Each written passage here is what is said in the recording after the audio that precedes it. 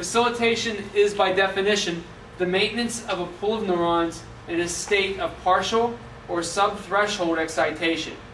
In this state, less afferent stimulation is required to trigger the discharge of impulses. But what this essentially means is that if somebody has a previous injury or a previous sensitization that occurred through some, what the term is, nociceptive, through some nociceptive stimuli, that various regions of the spinal cord or the nerves associated with the spinal cord can become facilitated. And by that, facilitation, we mean that all things being equal, these areas of the body will show themselves first through their efferent expression. They'll show themselves first through their efferent expression given some form of stimuli. And we'll say that the stimuli, because it's going to bring forth some abnormal expression, is going to be some what we call nociceptive stimuli. It could be a loud noise, it could be a physical pain, it could be a mechanical twist, a turn, something like that in the body. Okay? So this picture over here simply shows that, this is an area that has a low reflex threshold. These other ones are more normal. They have a high reflex threshold. So it means a stimulus comes into the body and the segmental levels around T4, T8, T10, they really don't show very much.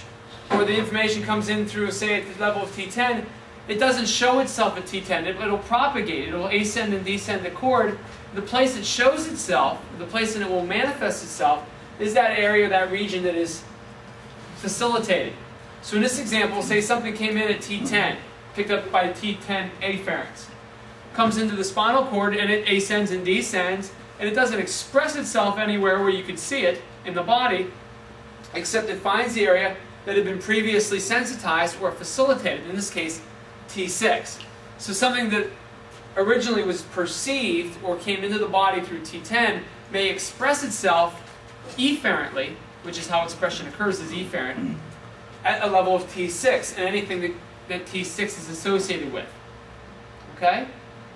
So something can come in where something happens and you twist your pelvis, that might manifest and show itself as pain in your thoracic region, or arrhythmia of the heart, or something changing in the lungs. Well, how is it that something from down here, caused it to express itself here?